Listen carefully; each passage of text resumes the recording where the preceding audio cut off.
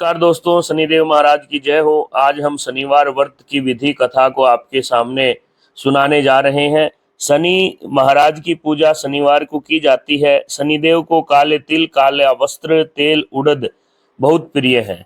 इसलिए शनि की पूजा इन सब सामग्री में से कोई भी एक सामग्री लेकर के अवश्य करनी चाहिए। शनि स्तोत्र का पाठ भी विशेष लाभदायक होता है। शनिवार व्रत कथा को हम सभी सुनेंगे।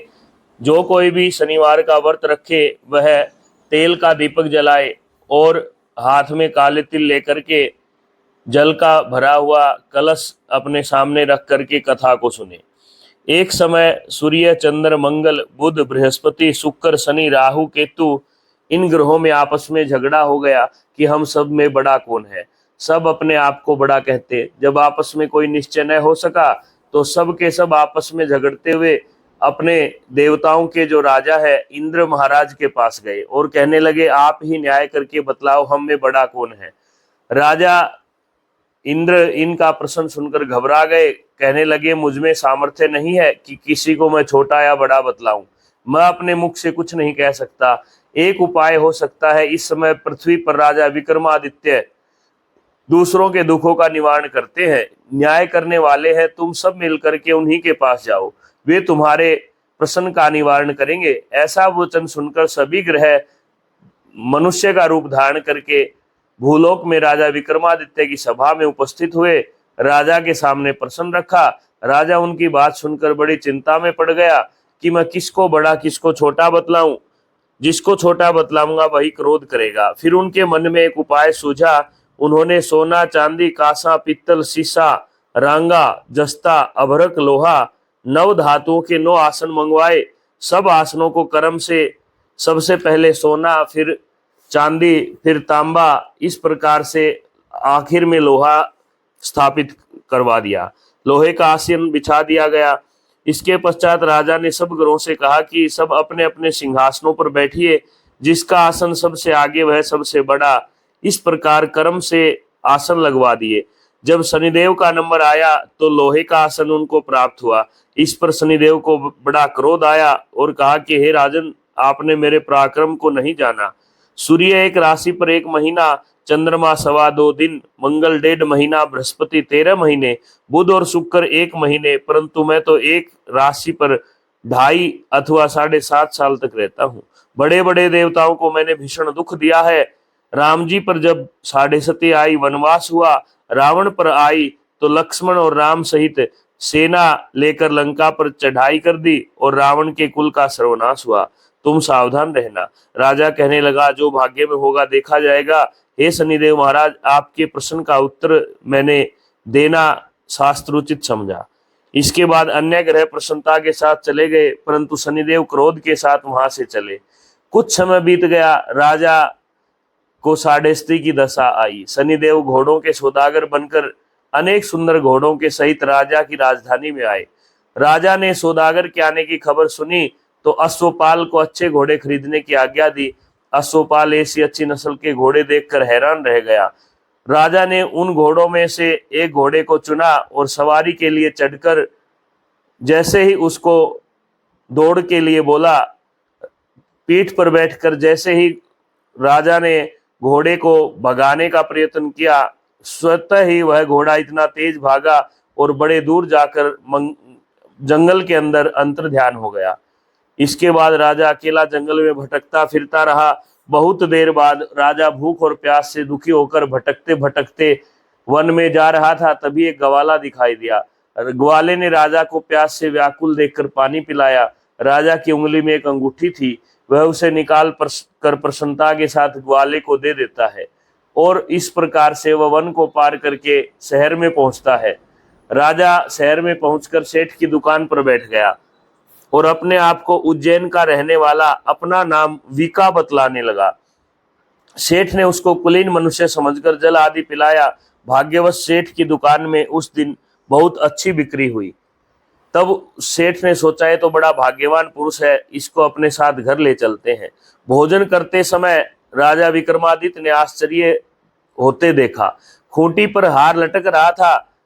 वह स्वयं खूंटी ही उस हार को निगल रही थी। भोजन के पश्चात कमरे में आने पर जब सेठ ने देखा कमरे में हार नहीं है तो उसने समझा कि वीका ने ही चोरी की है। उसने वीका के ऊपर राज आज्ञा लगवा दी। 5-7 आदमी इकट्ठे होकर फौजदार के पास ले गए। फौजदार ने राजा के सामने उपस्थित किया। राजा ने कहा, यह भला आदमी प्रतीत होता है, चोर मालूम नहीं होता, परंतु सेठ का कहना है कि इसके सिवाय घर में कोई आया नहीं, अवश्य ही इसने चोरी की है। राजा ने आज्ञा दी कि इसके हाथ पैर काटकर चौरंगिया किया जाए। चौरंगिया अर्थात बिना हाथ पैरों वाला। राजा की आज्ञा का तुरंत पालन किया गया। वीका के हाथ पैर काट दिए गए। इस प्रकार कुछ काल व्यतीत होने पर भूखा प्यासा पड़ा रहा। एक दिन एक तेली उसको अपने घर ले गया और कोल्हू पर उसे बिठा दिया। वीका उस पर बैठा हुआ जबान से बैल हाँकता रहता। जब जब कोल्हू चलाना होता, वीका बैलों को टचकारी देता। शनि की दशा समाप्त हो गई और एक रात को वर्षा ऋतु के समय मल्हार राग गाने लगे। उसका गाना सुनकर शहर के राजा की कन्या उस राग पर मोहित हो गई और उसने दासी को भेजकर पूछा कि यह इतना सुंदर गाना कौन गा रहा है। दासी ने जाकर देखा तो एक चौरंगिया तेली के घर में बैलों को हाँकते हुए गा रहा है। उसने आकर के राजकुमारी को बतलाया। राजकुमारी ने मन में यह व्रत लिया कि मैं इसी व्यक्ति से विवाह करूंगी। तब दासी ने रानी के पास जाकर राजकुमारी के बारे में सब कुछ बतलाया। राजकुमारी रूठी हुई बैठी रही। जब राजकुमारी की माता ने राजा को यह सब बातें बतलाई तो राजा ने कहा, अगर बेटी की यही इच्छा है तो ऐसा ही होगा। और उसने तेली को बुलाकर कहा कि आपके घर में जो चौरंगिया है उसके साथ मेरी पुत्री की शादी होगी। राजा की बात सुनकर तेली ने कहा, ऐसा कैसे हो सकता है? उन्होंने कहा, ऐसा ही होगा, जो भगवान ने कर्म में लिखा वही मिलेगा। ऐसा कह करके कहा कि घर जाकर तैयारी करो। राजा ने उसी समय तोरण वंदनवार लगवाया और राजकुमारी का विवाह चौरंगिया विक्रमादित्य के साथ कर दिया। जब दोनों महल में सोए, शनिदेव ने विक्रमादित्य को स्वप्न में आकर कहा कि मुझको छोटा बतलाया, देखा कितना दुख उठाना पड़ा। राजा ने क्षमा मांगी, त्राही माम। और इस प्रकार शनिदेव ने प्रसन्न होकर उनको हाथ पैर दे दिए। तब राजा ने कहा कि महाराज मेरी प्रार्थना स्वीकार करें, जैसा दुख आपने मुझको दिया और किसी को न दे। शनिदेव ने कहा कि तुम्हारी यह प्रार्थना स्वीकार है। जो मनुष्य इस कथा को सुनेगा या कहेगा उसको मेरी दशा किसी भी प्रकार से नहीं चढ़ेगी। और जो चींटियों को आटा डालेगा, गरीबों की सेवा करेगा और न्याय संगत बात करते वक्त सही गलत का ध्यान रखेगा, वह मेरी दशा से वंचित रहेगा, अर्थात मेरा कोप उसके ऊपर नहीं होगा। इस प्रकार से शनिदेव कहकर अंतर ध्यान हो गए। राजकुमारी की आंख खुली तो उसने देखा। प्रातः राजकुमारी की आंख खुली और उसने राजा के हाथ पांव देखे तो आश्चर्य को प्राप्त हुई। उसको देखकर राजा ने अपना समस्त हाल कहा कि मैं उज्जैन का राजा विक्रमादित्य हूँ। यह बात सुनकर राजकुमारी अत्यंत प्रसन्न हुई। प्रातःकाल राजकुमारी ने सखियों से पूछा तो पति का समस्त वृत्तांत कहा। तब सबने प्रसन्नता प्रकट की और कहा कि ईश्वर आपकी मनोकामना पूर्ण करे। जब सेठ को यह पता चला तो वह राजा विक्रमादित्य के पास आया, पैरों में गिरकर क्षमा मांगने लगा। तब राजा ने कहा कि शनिदेव का कोप था, आप दुखी न हो, इसमें तुम्हारा कोई दोष नहीं है, घर जाकर अपना कार्य करो। सेठ बोला, मुझे तभी शांति होगी जब आप मेरे घर भोजन करेंगे। राजा ने कहा कि जैसा आपकी मर्जी। सेठ ने अपने घर जाकर सुंदर भोजन बनवाए। राजा विक्रमादित्य को प्रीति भोज दिया और जब वह भोजन कर रहे थे तो अत्यंत आश्चर्य की बात थी, जो हार खूटी पहले निगल रही थी वही हार खूटी पुनः प्रकट कर रही थी। यह देख करके राजा और सभी को आश्चर्य हुआ। सेठ ने कहा, हे राजन, आप जैसे पुण्य आत्मा को देखकर मैं प्रसन्न हूँ और मेरी पुत्री का विवाह आपसे करना चाहता हूँ। इस प्रकार राजा विक्रमादित्य ने सेठ की पुत्री से भी विवाह किया।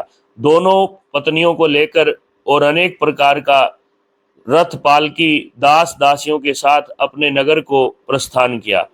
जब यह बात सभी प्रजा को पता चली कि राजा वापस आ रहे हैं तो सभी ने मिलकर महोत्सव बनाया, रात्रि में दीपमाला की।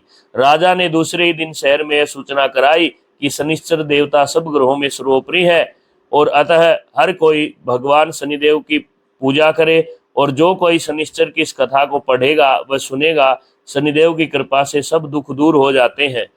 जय श्री राम। धन्यवाद। जय जय सिया राम।